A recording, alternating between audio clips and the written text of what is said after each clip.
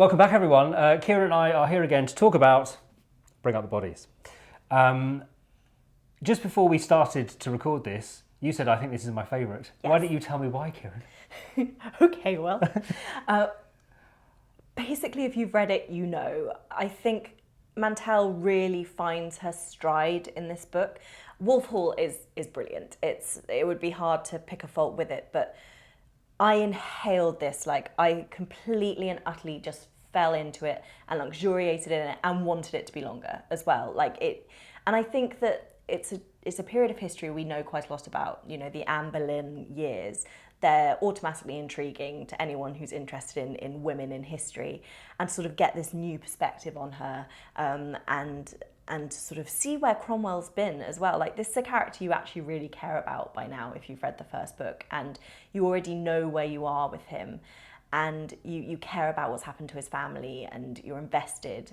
And so it's a really triumphant return. You know, sometimes second books in trilogies, you can feel a little bit like filler. I'm not saying, but this just isn't. And I would encourage people who have tried and failed with Wolf Hall to pick this up, because you don't need to have read Wolf Hall. I would encourage you to just read the synopsis on Wolf Hall and then read this book. It's just so beautifully written. That's a very interesting point. So again, one thing I think she does brilliantly in this book is to very subtly recap some of the stuff that's happened in Wolf Hall, in case you haven't read Wolf Hall. And as I was noticing that, I was like, that's really clever. That means you could read this on its own. And I think you're absolutely right. You don't need to have read Wolf Hall. You can pick this up as a standalone novel. I think that's part of the reason why it won the Booker Prize, because it works entirely on its own merits and it does not rely on the crutch of the previous book. It is slightly shorter, only 450 pages this one. Is that right? No, sort of edging up towards 500. But it does feel, for me, very much like the second film in the trilogy that everyone eventually says is their favourite film in the trilogy. It's The Empire Strikes Back. It's the Star Wars, yeah. It's Godfather 2. And it's partly because, as you say, she's really hit her stride. She has set up the world. And if you have read the first book, she gives you the credit to kind of go, you know how this works now, so I'm going to really strip it back and I'm going to give you exactly what you want. So it's kind of like a shot of Tudor goodness, whatever that would be. Mead, I don't know. It's just great, isn't it?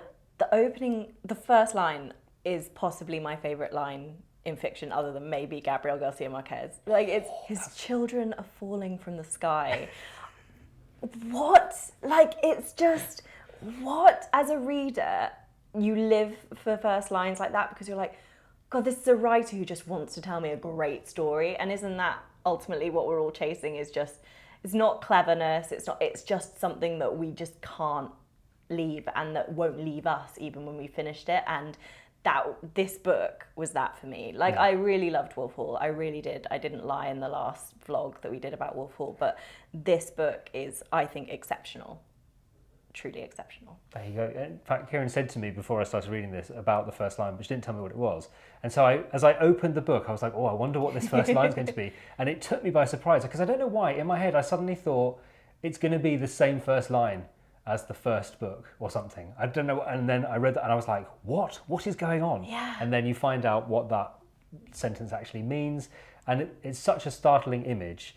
And I think what this book again does brilliantly is the imagery and the metaphors in it are so beautifully rendered. And she starts to do this thing of kind of drawing things back from the past. You start to learn a lot more about what happened whilst he was in Europe, and also you start to learn a bit more about the significance of what's happened in Wolf Hall as Cromwell looks back on his earlier family life and things like that. And so it feels, despite it being a slightly shorter book, it feels richer in a way, because the significance of the events and the plot start to make far more sense from his point of view as a character. I think it's got depth, like the depth. That's what it is. It's like, it's shorter, but it's deeper. And the family stuff in this, I mean, I cried in this book. I'm a crier generally, but this really got under my skin. I didn't know that I could care about a long dead man's family life as much as I did in this book, but it was in the way that only the best fiction can. it was, you know, I felt every triumph, every loss. And that is something I think that a lot of readers said they found with these books, is you actually feel those. It's actually quite an anxiety-inducing experience to feel that much when you're reading, and to do that without sentimentality, and, you know, or any cheap tricks at all, is pretty amazing.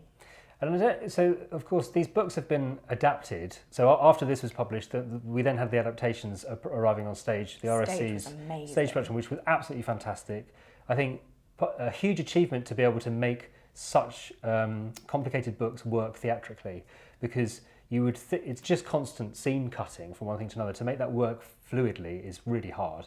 And I think Ben Miles in the central role and some of the supporting cast as well were absolutely amazing. Ben Miles, literally, if he did ever leave the stage, would immediately turn around and come back. It's just sort of non-stop Cromwell. And then, of course, the TV adaptation, which did its own thing. And I think I probably preferred the stage. Yeah, I did. But I do think that actually, if I had to pick an adaptation, or not an adaptation, but if I had to pick the thing, I've learned so much from these books, so much more than you can possibly include, of course, in a play, particularly about the world. But there is something about her interior look at Cromwell as a character is increasingly fascinating. And I think it's partly that novelists need to fill in the gaps.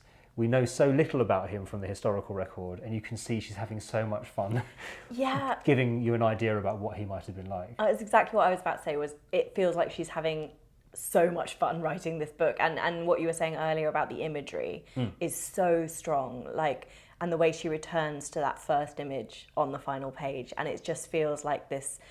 It feels like she's just commenting on history and the circularity of history and how we can't truly ever escape ourselves, but she managed to do it in a completely non-nihilistic way, and it's actually quite a hopeful book in a lot of ways for all the sort of doom-laden stuff that happens and all the changes that are happening to England in this time. You know, I found this quite a hopeful book, and Cromwell, for all his elements of villainy, actually quite a brilliant anti-hero, actually. He really is.